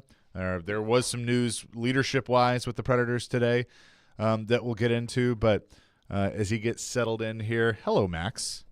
Man, Nick Frazier just booted me off my usual mic and into this terrible chair that I think only D-Mace likes. I'm sorry. I don't know. I'm not settled. Listen, you can grab that chair and bring it over if you'd like. I don't shoot the messenger. I'm just doing my job, all right? Hey, he's just here so he won't get fined. Exactly, Chase. Exactly. That's what he's doing. What were your kind of impressions of Ryan O'Reilly yesterday? I mean, that was a signing that I feel like a majority of us like. It was a surprise, I think. I with Barry Trotz going into the offseason, into the draft, into free agency, he talked about big swings, but he also talked about that it wasn't that strong of a free agent class. He didn't expect to be that active in free agency, and he's done the complete opposite. And Ryan O'Reilly was one of those signings. Yeah, I'm really interested to see where O'Reilly fits with the team in terms of lineup. Gotta be at center, right? I mean, so. Barry Trotz said they could use him at the wing, and they like the versatility, but I think that's more of a couple years down the road in the 4-year contract type thought right there. Who goes to the wing of the top 3 centers? Is it Novak? Is it Parsonen? I think both might get looks there. I don't think either of them would be crazy about it. I would personally like to see Parsonen stay at center.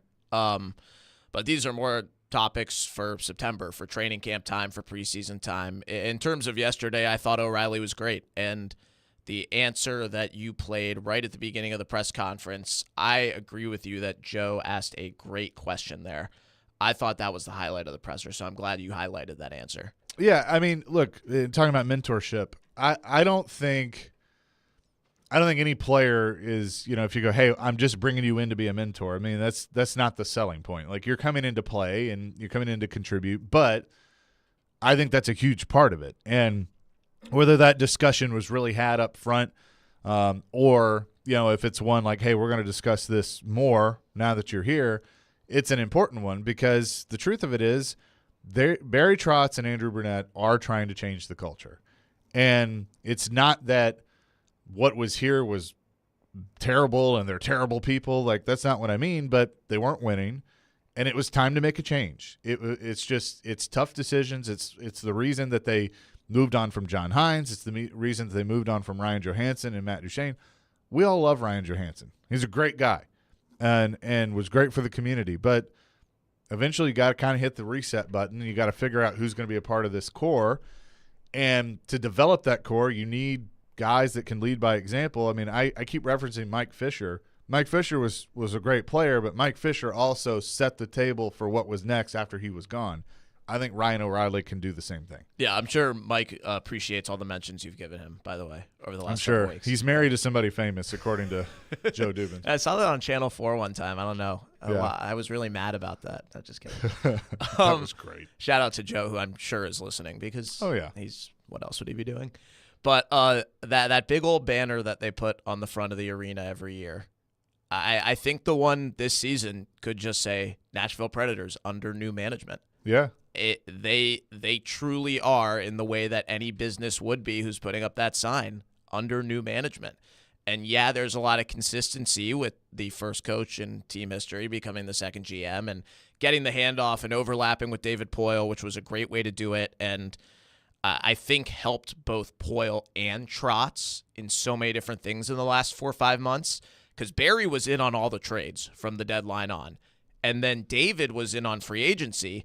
And Trotz said in the afternoon on July 1st in his press conference, there were a few things today that I would not have known how to do if David Poile were not still here on his first official day of retirement. Right. So they have shared it in so many ways, and it's been great. And Andrew Brunette has so much history with the Preds, of course, coming back to be the coach. But it is totally new. Everybody has a clean slate. And I think it shows with everything they just did. I mean, they dumped 2 players who had been on 2 of the longest, highest value deals in the history of the franchise. And then they stuck with their guns. They're going to let the young guys who did well last season have their chances, and for the most part, keep the spots they had when they played at their best and earned it. And Barry Trotz said the last month of the season confirmed that was what he was going to do. It wasn't a given. And then they got 3 clean slate new veterans to come in and placehold for the next group of guys that's coming up. I hate comparisons and like comparing one team to another, but I'm going to do it coming up next because I just get that vibe on something. Max Hers is in with us for the rest of the hour. You can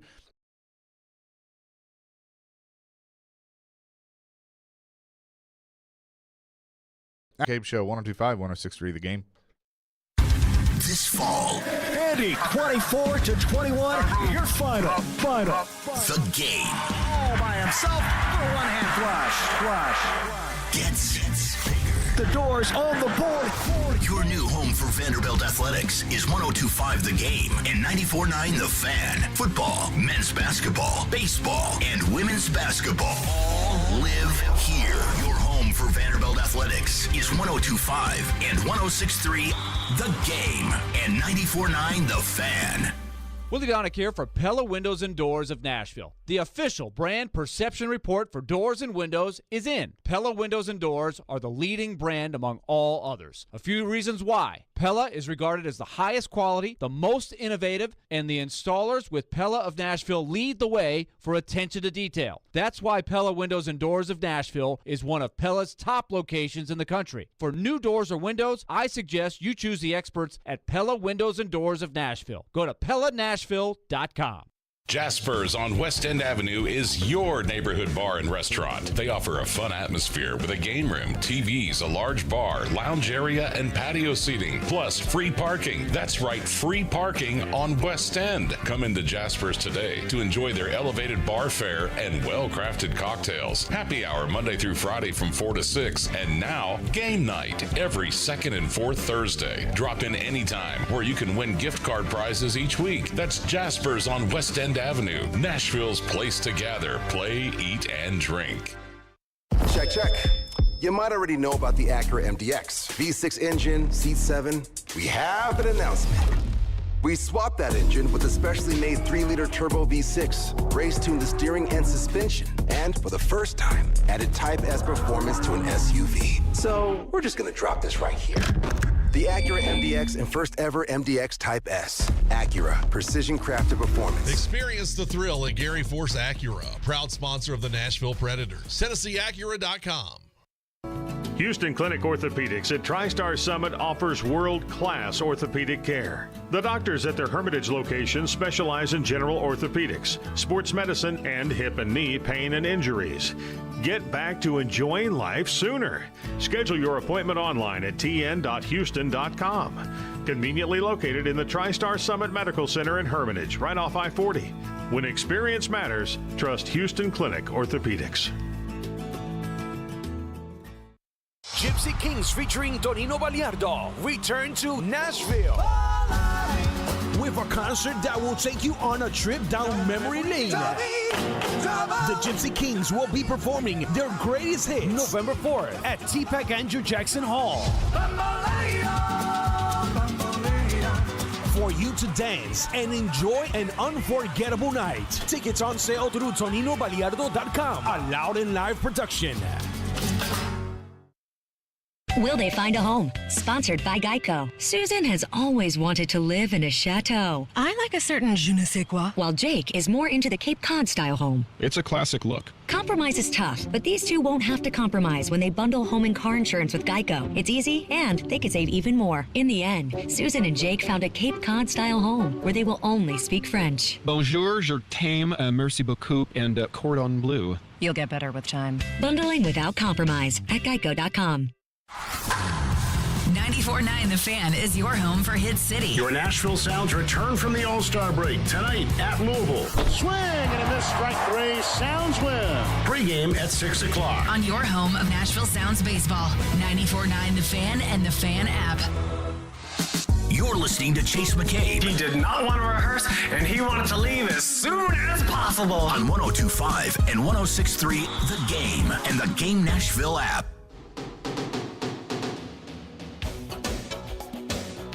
Chase McCabe Show, 102.5, 106.3 The Game.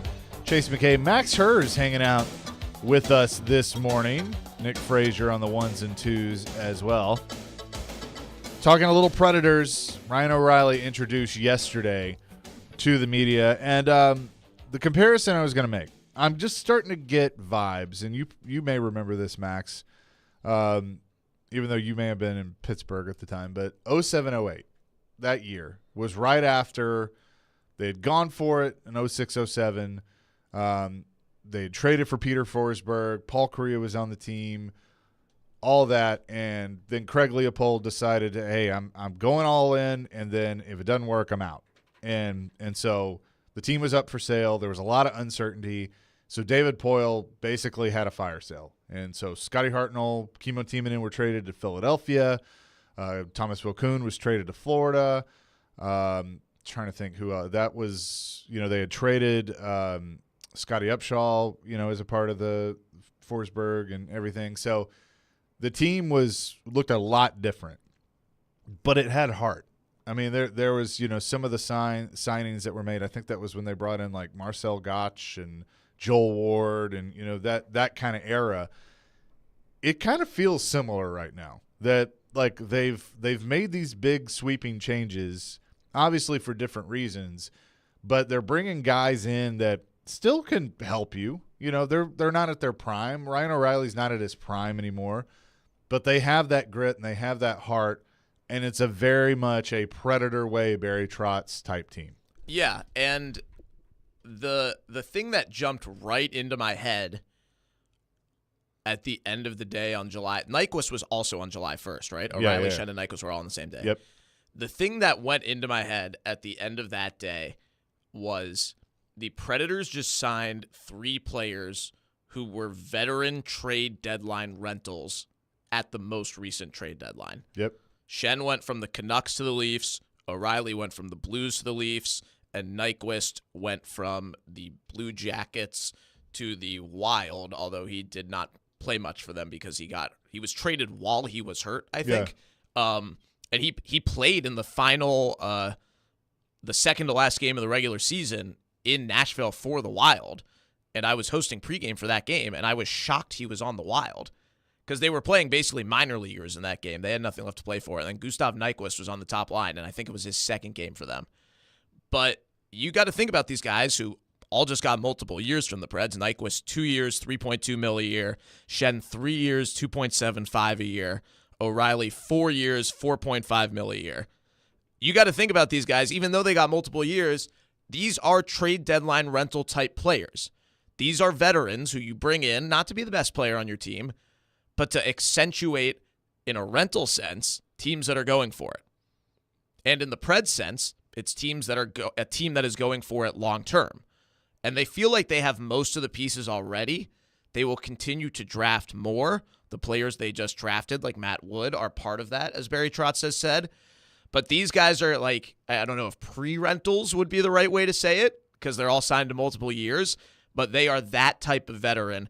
They all just were traded with value for a couple of months as trade deadline rentals, and that is the type of player that Barry Trotz is trying to surround Cody Glass, Luke Evangelista, Alex Carrier, Dante Fabro, these young guys, trying to surround them with that rental type player, but in a longer term tenure. And I think they'll reap very similar benefits to that, like they did with Ryan McDonough last year. And obviously McDonough hasn't gone anywhere and will continue to be one of the leaders of the team as essentially a second captain along with Roman Josi, because that's how it played out toward the end of the season, especially when Josi was injured. You mentioned, and we'll hit on some of these players individually, but you mentioned Cody Glass, and they get his contract situation taken care of, which was good, a good deal for both sides, I believe. Where does he fit into all of this? Because I thought last year was kind of the Cody Glass coming out party. He's your top line center for hopefully the next 10 years, right? I don't think there's any other hope, right? Yeah, I mean, that would be – I think that Barry's still going to be looking for that true bona fide number one center that this organization has really never had. But I think the hope is Cody Glass can fit into the plans for a long time, like you said. Yeah, and Trotz pointed out pretty quickly and unprovoked that he wants Nyquist to play with Glass. And I think Nyquist is your best winger. He's definitely your most proven winger. Yeah. So you're putting your best winger with the guy who you think is your best center. So O'Reilly probably the second center then at that point. But I think the Glass-Nyquist pair is going to get every chance to thrive under Andrew Brunette. And I'm curious to see what Glass looks like under Brunette too, because he was so good in all three areas down the stretch last year. He became a complete player as someone who was scratched just as much at the beginning of the season as Eeli Tolvanen was. He was someone who was really, really low in the dumps too. Yeah. And he came out and he ended up having an amazing year. So I think that's what they envisioned for Glass. It took a little while, and it's so weird to think about the expectations for him big picture, because he was a first-round pick of a different team, of the Golden Knights, but because of that, he came to Nashville with expectations because he was a younger, recent top 10 pick who had not fulfilled much at the NHL level, and everybody's talked about his injuries and all of that, but the trade the Predators got him in was like a triple win for the Preds. They got Ryan Ellis' contract off the books. He basically never played again in the NHL for the Flyers. Nolan Patrick went from the Flyers to the Golden Knights, who was kind of the same as Glass in terms of age and potential. He's done nothing, and the Knights just non-tendered him after he basically never played in the NHL for them. And then the Preds got Glass, who's going to be their number one center this year. Like, what an unbelievable three-team trade. 3 players moved, and 2 of the 3 who moved were like the biggest trade wins possible for the Preds, with Ellis going away and losing that salary cap and Glass coming in. Max Hers is with us talking about the Predators and some of the moves that they have made. Gustav Nyquist, of course, is somebody you brought up. Garyanov was one. Dennis Garyanov was one they made earlier this week, and you and I were kind of talking about it during the break. I mean, this is where the log jam comes into play with forwards, because you got Cole Smith, you got McCarron, you got some other guys that are going to kind of be fighting for the same spot, and now he's in the mix. Yeah, the guys who were, Kiefer Sherwood, for the most part, the fourth liners at the end last year. Sherwood was playing top 6. I imagine he isn't as needed in that role this year, although they've seen that he can do it, and he's a good forecheck guy. So he has value in that role if they bring him back up there. But bringing in Dennis Gurianov, who was traded from the Stars, his original team, to the Canadiens at the deadline this year, and then non-tendered and became a UFA. He would have been $2.5 million a year as a restricted free agent if he were tendered. Preds got him for $850,000, which is a little bit over league minimum. So you're now bringing in Gurianov as an outside guy and a goal scorer, pretty much offense only, shoot only guy who's dipped a little bit the last few years, but his shooting percentages have been low. So he's probably had some bad puck luck in there. And I think you hope that that can come up. And he competes with guys who last year what they're going to bring. You signed them towards the end of the season, many of them to two-way deals, knowing you want to bring them back in the exact same role and have them compete and push guys who are maybe above them in theory. It's Kiefer Sherwood, Cole Smith, Mark Jankowski, Michael McCarron, and now Guryanov's in that mix too. And Guryanov is a potential power play guy. I don't know if he's a top unit guy. I'm excited to see who Andrew Brunette puts on the top unit as the head coach who will be running the power play himself. Guryanov may be a second unit guy, but that's a point of value for him where none of the other guys I named are true power play guys. Sherwood played there some, and I think was pretty good there, but it was more out of necessity than anything else last year. So I like the move. You just got to give yourself options. They have cap space if they want to bring in 3-4 more of those type of guys. And some of the players who are still free agents are interesting. He just got signed to go back to the Blues where he'd been, but Oscar Sundqvist is one of those type of guys who I wouldn't mind seeing in a bottom six here. And I mean, there's no harm in loading up on guys like that. And I think Guryanov is a free flyer, if nothing else. I love that they signed him. Yeah, no, I agree with you. There's not a move that has been made that I don't like.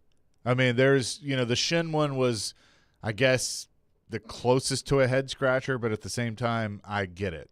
And so I think you're just giving yourself options when it comes to defense. Right. Well, Shen is the same thing. I mean, I think it's equally likely that by January, February, March, it's equally likely that he is on the top pair playing with Yossi as he is on the bottom pair playing with Lausanne, or if Livingstone plays the left side, Livingstone. I mean, it can shake out so many different ways. They have 8, 9, depending exactly how you look at it, with someone like Spencer Stastny, probably 9 legit possible NHL defensemen right out of the chute next year. And Stastny and Livingstone will both have waiver eligibility, so they'll be able to go down to the AHL for free. So that does not help them in camp, but I think if they have good camps, they have a shot.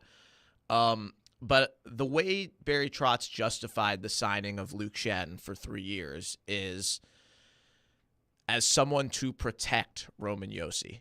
Right. To be physical on the back end. And I would have loved to follow up or have someone follow up in what was a very long press conference, so there wasn't a ton of following up left to do, but about whether that means whether he has to play with Roman Yossi to protect Roman Yossi or just exist on the same D-core to protect Roman Yossi, because I think either answer is justifiable.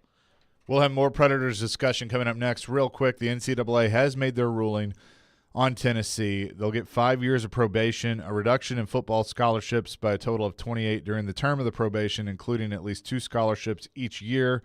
Tennessee had previously self-imposed and is credited with 16 scholarship reductions from 21 to 22 and 22 to 23. And some other things that they self-imposed and got credit for. Jeremy Pruitt, 6-year show cause penalty from the NCAA. No bowl ban for Tennessee, but the NCAA coming out with their ruling when it comes to the Vols and what happened with their football team. We'll have more with Max Hurst coming up next. Chase McCabe Show, 102.5, 106.3 The Game. Sometimes it's good to be loud. This is the NFL. Especially when you're Jared Stillman. That's where we are. He's not afraid to say what's on his mind each and every day. That was embarrassing. I don't care if you're a rookie. That was embarrassing. Stillman and Company. Weekdays at 2 on 102.5 and 106.3 The Game and the Game Nashville app. Now's the time to get a great deal on a Kubota Z200 Series mower with the new K-Ride Comfort System. The Series delivers a quality cut and an exceptional ride. Right now, get a Kubota Z200 Series mower with K-Ride Comfort System for 0 down, 0% APR for 36 months. Now through September 30th, see Krebs Kubota or go to KubotaUSA.com for full disclaimer. Krebs Kubota, Middle Tennessee's preferred equipment dealer. Convenient locations in Columbia, Franklin, and Murfreesboro. Visit us online at KrebsKubota.com.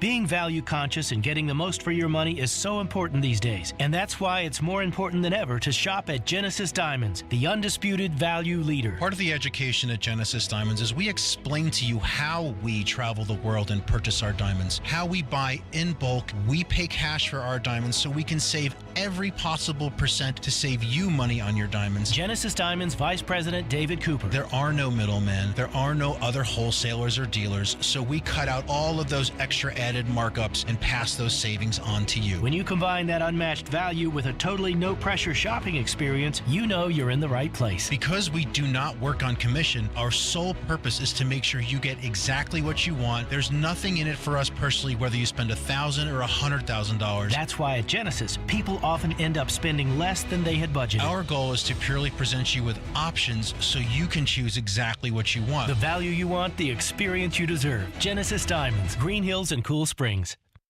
Hey folks, Joe Rexroad here telling you about PHG Weight Loss, which has helped me lose 26 pounds well on my way to the goal of 35. I'm feeling great, loving the food items they provide.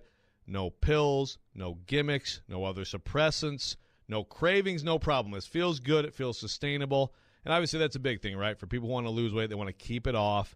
This program is what they call a plateau busting program. If you've tried to lose weight, you know about the plateau. You get to a point where you stall out, you eventually quit, move on to something else.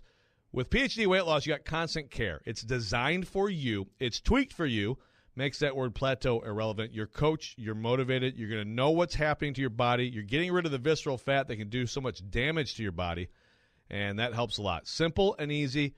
Weekly discussions with your coach, and there's a guarantee. If you don't get within 5 pounds of your target weight at the end of your program, PhD will continue to coach you for free until you do. Join me now. You won't regret it. Visit myphdweightloss.com.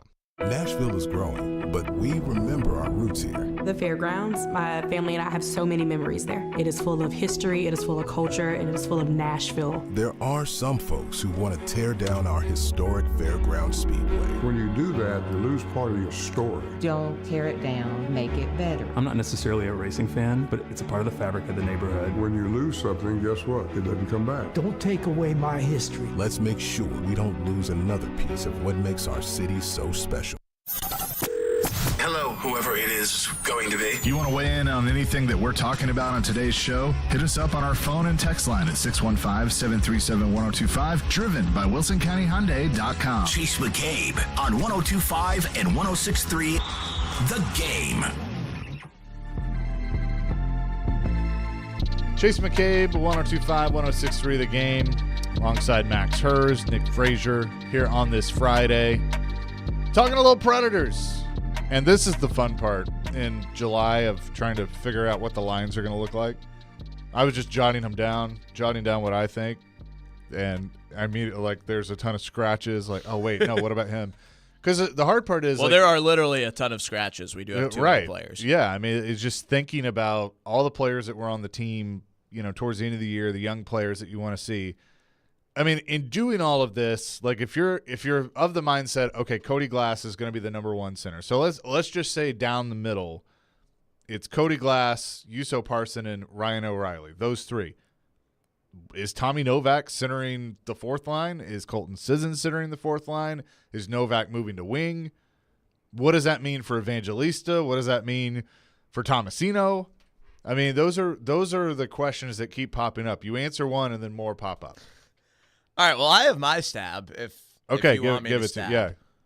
So Preds lines for next season, Cody Glass, top line center, as we've established we're agreeing on, with Gustav Nyquist on the left wing, who Barry Trotz says wants to play with Cody Glass. And then the right wing, I could have gone with either Phil Tomasino or Luke Evangelista here. I went with Tomasino just because he played with Glass more down the stretch. Again, under new management, clean slate. Those were John Hines lines, not Andrew Burnett lines. So I think it could be either of those guys. I just think Tomasino is probably a little more likely to make the team out of camp, since Barry Trotz has kind of said not everyone who finished with the team is guaranteed to open with the team. So I think Tomasino kind of already went through that last year. So I think he's more likely to make the opening night roster than Evangelista. So I went Nyquist, Glass, Evangelista, or excuse me, Nyquist, Glass, Tomasino. Second line with Parson in the middle. Philip Forsberg loves playing with Juuso Parson. And obviously, my brain is impacted by the Preds injuries of last year. I'm an idiot for saying that Gustav Nyquist is the best winger on the team. It's okay. Obviously Philip Forsberg, but like the way the team was at the end of last season, like I just got so in the habit of not including Forsberg, which is so like it felt like he was traded away too, which of course he won't be. But he's your best forward. So I've got Forsberg with Parsonen because I know he loves playing with Parsonen and the chances he got to play with him last year. And then I put Evangelista on that right wing. I think if Novak is going to play wing, he could be an option there too. That would be fun. Either way, you've got a shooter over there. I think Evangelista is a great passer. We saw that playmaking ability of his that worked at the NHL level. And also, I think underratedly was a bigger part of his game at the AHL level. He was a goal per game and an assist per game in junior, where he set all these OHL records and won the scoring title there. And then in the AHL last season, before he came up, he had way more assists than goals. And it was just about him playmaking for who's on his line. So I think if he plays with Philip Forsberg, he could get 50 assists. Yeah. If he plays a full season. Yeah. And Parsonen in the middle does both. He wins pucks. He's so good. Oh, he's fun. He was out for 2.5 months with an injury that we originally thought was going to be minor, that we just thought was a stinger in San Jose in February. And then he comes back in the last week of the season after they've done so much crazy overachieving without him, scores the goal of the year.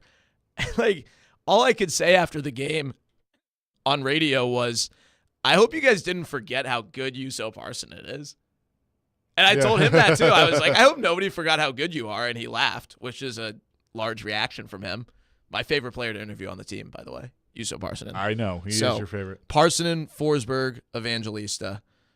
Best interview answer from Juuso Parsonen last year said that if you pay attention in school in Finland, you learn perfect English. He paid attention. I like it. All right, third line, O'Reilly in the middle. So I went Evangelista second line. If Novak is going to play the wing, I've got him on the third line wing right now with O'Reilly, which might not be an amazing fit, but that's just kind of where he fell and what I got. Then on the left wing, I'm putting Guryanov there. Okay. So two new guys and someone changing positions. Guryanov's a right wing. So Guryanov on right wing, Novak on left wing, and O'Reilly in the middle. And then the fourth line is the modified herd, Colton Sissons, Yakov Trenin, and either Cole Smith or Kiefer Sherwood on the right, with Mike McCarron and Mark Jankowski as your extra forwards. Okay. I like that. A couple of questions that arise from that is, number one, if you put Novak in the bottom six, do you still feel like he has a spot on one of the power play units? Oh, yeah, he'll be on the top power play. Can I give you what I hope the top power play is? Sure. I'm honestly much more impassioned about this than the lines or pairs. Oh, sure. And I'm going to write it out just to make sure I have 5 people before I name 6 people. And then I'll ask you my other question. That is a result. And the 5 people are, it's going to have 2 defensemen, so hockey analytics people, close your ears, I guess, but they're both really good at power play. Roman Josi and Tyson Barrie, both on it. And then Tommy Novak on a flank, Philip Forsberg on the other flank, Cody Glass, net front. I could see it. And then the second unit would be Parsonen, Evangelista, Guryanov, I guess one defenseman, so probably Carrier. And then I guess Tomasino would be my fourth forward there. Yeah, I could see that. The only difference that I might make is splitting Josi and Barrie, just because. No, I won't. I know what you want. I won't allow you to. But Barrie can quarterback, and so Josi could quarterback one unit, Barrie could quarterback the other. I think Josi is better not quarterbacking the unit though. So let Barrie quarterback, and then put Josi on the right wing flank, so he's on his one-timer side. Either Novak or Forsberg on the other side on the left. Probably Phil, so he's on his one-timer. Unless you want Phil in the bumper. Either Phil or Novak in the bumper, and Glass definitely net front. So the other question that arose from your lines, you mentioned Tomasino last year kind of went through. He played a good chunk of the season the year before, and then he was in Milwaukee most of the year last year. We saw him when he came back that was a big benefit. We know Barry Trotz. All roads to Nashville go through Milwaukee. And even though Luke Evangelista has been there, would it be beneficial to him, if he – and I think it's contingent on the camp he has. But let's say he doesn't have a very good camp. Do you think that it would be wise to send him back to Milwaukee for a little more seasoning? Well, overcooking, as Barry likes to put it. Do we think Tomasino's camp was bad last year, or it just wasn't great? No, I think – honestly – I think Tomasino probably it was just the waiver situation. Okay. Yeah, I mean that's part of it. But I think he still benefited from it. Yeah, and I mean if you're keeping Evangelista next year, you're sending down someone through waivers who these guys all went through waivers at the end of this season to get down for the AHL playoffs. Jankowski, Sherwood, McCarron all did. Yeah. Smith did not go down, but I don't think it would be Smith who got waived in that situation anyway. But I think to start the AHL season with Evangelista, Kimmel, and Afanasiev all there would be interesting because those three guys would be competing for call-ups. Yeah. In the same sense that Parsonen was at the beginning of last year. He wasn't the first guy to get the call, and that really fueled him when Mark Jankowski went up before he did. Parsonen said as much. Afanasiev is another one that I think is interesting. I mean, I think he's starting the AHL. Yeah, I do too. But he will play in the NHL. But I mean, okay, I have a question on him that I'll ask coming up next. Max Hers in today, talking some Predators. Again, if you're just tuning in, Tennessee, 5 years probation. I believe it's an $8 million fine. Jeremy Pruitt, 6-year show cause penalty for their He does not violations. work there anymore. I know. Correct. I'm just making sure. No, he does not. I'm asking you. I know. Okay. He does not. I don't even know where he works now. He was with the Giants, but wasn't he at the Saban coaching rehabilitation program? I think he did go through the Nick Saban head coaching rehabilitation program for a minute, and then he went to the NFL, and he could be working at McDonald's for all I know. He likes McDonald bags, so he does not like asparagus. Maybe you never know. But we will get into more of that coming up next. Chase McCabe Show, 102.5, 106.3, The Game. It's been an offseason of change for the Nashville Predators. Still going to be a relatively young roster. Johansson's gone. Duchesne's gone. The Nashville Predators are interested, potentially, in a Brett Pesce. They did trade Ekholm, Granlund, Tanner Jeannot. What's next for Smashville's team? They want to get younger. They're going to have to move a piece. We have you covered with every move on your home for Smashville. 102.5 and 106.3, The Game, and the Game Nashville app. We are changing the game. Help your bets stay hot this summer at Superbook Sports, the most trusted name in sports betting with a direct line to Las Vegas. Right now, you can use my promo code CHASE, C-H-A-S-E, to score up to $250 with their first bet bonus. Win or lose, Superbook will match your first bet up to $250 with the promo code CHASE. It is that simple, and they have everything that you can dream of. Baseball is back after the All-Star break, a full slate of games today, including the red-hot Reds, minus 107 against the Brewers in Cincinnati. Atlanta, my team, minus 265 against the White Sox in Atlanta. So what's going to happen in the second half? There's even future bets that you can get to. Just download the Superbook Sports app, enter the promo code CHASE, and you'll get that $250 courtesy of my friends at Superbook. Visit superbook.com for terms and conditions. Gambling problem? Call 1-800-889-9789. Sometimes you want a sure return on your investment. That's where CDs come into play. At F&M Bank, they've been providing smart choices to customers for over a century, including CDs that are a great way to save. You make a deposit and collect the earnings on your terms. Great rates, predictable results, and backed by the Federal Deposit Insurance Company. That's smart banking. Life is complicated. Banking shouldn't be. So go see them at one of their 20 locations across Middle Tennessee and Southern Kentucky or online at myfmbank.com. F&M Bank. Banking made easy on purpose. Member FDIC. Does this sound familiar? Did your agent provide excellent entertainment with their TikTok videos and constant social media posts about themselves while completely ignoring that you hired them to sell your home? Did they tell you how wonderful they were? How many followers they had? They probably never sold your home, but hey, they did get 15 likes on their selfies. Hashtag my clients love me. Don't let that happen to you. Google TJ Anderson Homes and see why the only likes we care about are our clients loving our service. Ask us about our prepay with TJ option and how it can save you thousands. TJ Anderson Homes of Benchmark Realty. Office number 615-432-2919.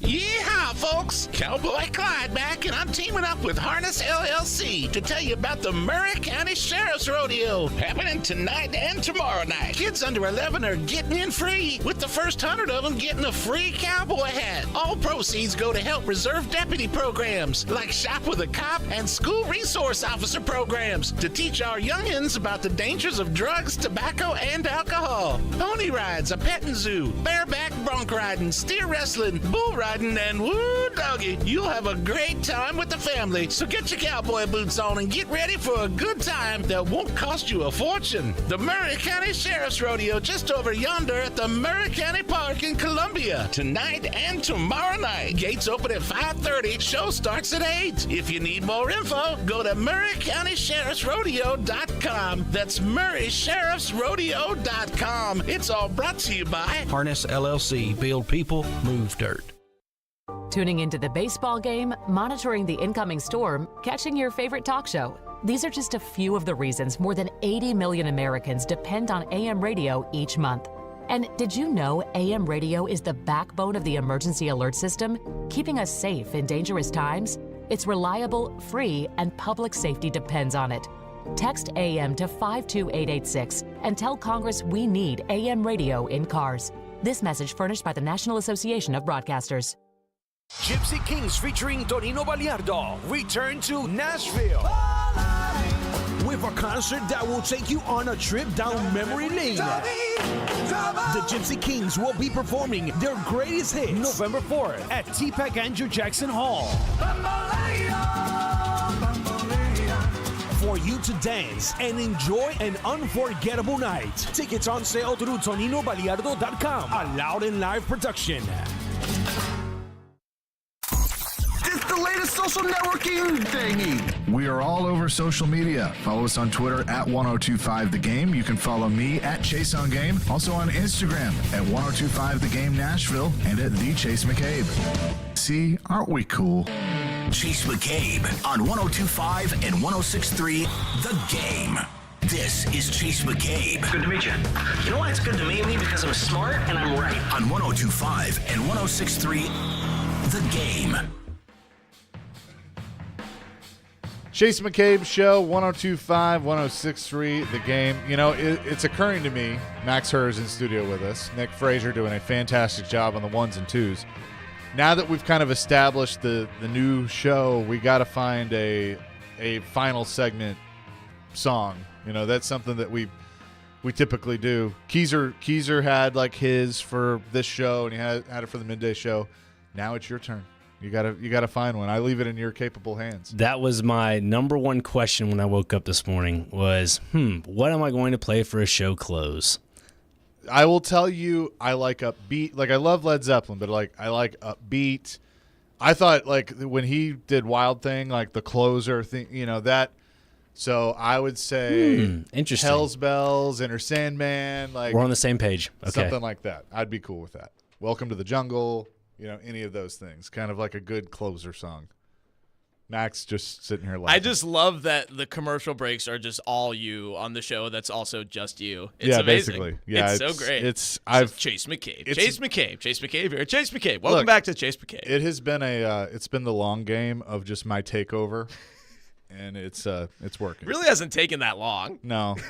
Like his intro? Give yourself more credit. Hey, Max, you like his intro? Roman Reigns? Love it. No, he doesn't know wrestling. WWE is he's not a wrestling guy. No, he's not. Okay, so I mentioned Igor Afanasyev, and we both agree that he's going to be starting with Milwaukee. I think he's a good player. I think he can play in the NHL, but I feel like everything he runs into, he just runs into a logjam. So at what point do they address that, or do they address that? Like whether there's room for him or not, or would it make sense that, you know, when you get to the trade deadline, could he be a piece somewhere that maybe there's a team that would like him at the NHL level? Well, I'm sure there are teams that would like him, but what are you getting back for him? Right. And that's a huge. I don't think the Preds are going to be adding at the trade deadline this year. No, like, even if they're doing well, I don't think they're going to be adding. So, I mean, unless one of the three new people in the organization, you got to remember the assistant GMs are all the same. Yeah. So the only new people are Barry Trotz as the GM, Andrew Brunette as the head coach, and Derek McKenzie as an assistant coach. So I don't think there's a lot that changes that would change the organizational view on Afanasiev. I think you just give him time if he needs it. And I think he was good in the NHL in the 2-3 weeks he was up at the end of the year before getting sent back down for the end of the regular season and the playoffs. He did not have a lot of ice time. He did not really get to play in the top 6 much. He got a little bit of power play, which was only second unit. But he had some shots that probably should have gone in and got unlucky, either got saved or hit the post, or somebody committed a penalty on him that didn't get called on a scramble in front, things like that. So I don't think his numbers show kind of the chance creation he had at the NHL level, especially because he was mostly playing with McCarron and Jankowski in a role that probably is not suited for him long term, kind of like Tomasino did 2 years ago, basically only playing fourth line. So I think you take a longer look and see what you have in him. And then if he's earned a call-up, especially if he's outperforming Kimmel, then you can call him up as early as November, December if you want. So defense. You got Tyson Barrie, Alex Carrier, Dante Fabro, obviously Roman Josi, Ryan McDonough, Jeremy Lauzon, Luke Shin, and then Livingstone and Stastny will be in the mix as well. Logjam at defense. Now, what's interesting about this is Barrie, Carrier, Fabro have 1 year left on their deals. To me, not all three of those guys are here at the end of the year. I think that you can evaluate, and depending on where you are. Now, if they're leading the division and all of a sudden, like, this is the hottest team in hockey and they're the Cincinnati Reds of the NHL and shocking people, then that could change the story. But, you know, I could see Barry Trotz looking at potentially moving one of the three or potentially two of the three, depending on what he's looking for at the trade deadline. And that's also contingent on what Stastny and Livingstone are doing as well. Yeah. Well, Stastny and Livingstone looked good in brief NHL looks. They did. I think out of the 8, one of those – there were 8 names you said, right? I think out of the 8, one of those two is going to have to start the year in the AHL. You know, you're not going to carry 8 D-men. They have in the past. So the competition, I think, is between Livingstone and Stastny for an NHL spot in camp. And I want to talk to more people about Livingstone's contract because I was a little surprised that he was okay with a 2-way deal. But he was. So, I mean, obviously he's been a pro for a week, but just a unique situation coming out of college right into the NHL at the end of the season. So the pairs will be interesting. I think it's a total clean slate. So this is an extreme guess. I stuck to left-right as much as I could. I think Shen will get a look to play with Josi. Barry Trotz talked about how he spent last year, and more than just last year, playing with Quinn Hughes in Vancouver, who's a really speedy left defenseman who jumps in as a real playmaker, has tons of assists in his first few NHL seasons, and then played with Morgan Riley in Toronto, who's not as young, but kind of an equal player. So I think Josi and Shen could be interesting if Trotz really does want Luke Shen to protect Roman Josi physically and prevent guys from taking runs at him. That would leave the second pair as a pretty obvious to me, Tyson Barrie and Ryan McDonough together, who played together last year. Yeah. I still think McDonough and Josi together worked really, really well last season. And again, clean slate. Nothing that happened last year means too much in terms of what worked well because it didn't lead the team to the playoffs and the coach has changed and the GM has changed and an assistant coach has changed. But I don't know if you start there with two of your lefties together when you potentially only have 3 lefties out of 7 on the NHL roster. Was it McDonough that played the offhand? No, it was Josi. It was Josi? Yeah. Okay. Yeah. He was good at it too. But what was I saying? I think it's an option. I don't think you start there because you don't have a lot of lefty, but I think you can go to it if you need to, like they did last year when Ekholm and McDonough didn't work out through October. So I got McDonough and Tyson Barrie as my second pair, and then the third pair, either Lausanne or Fabro with Carrier.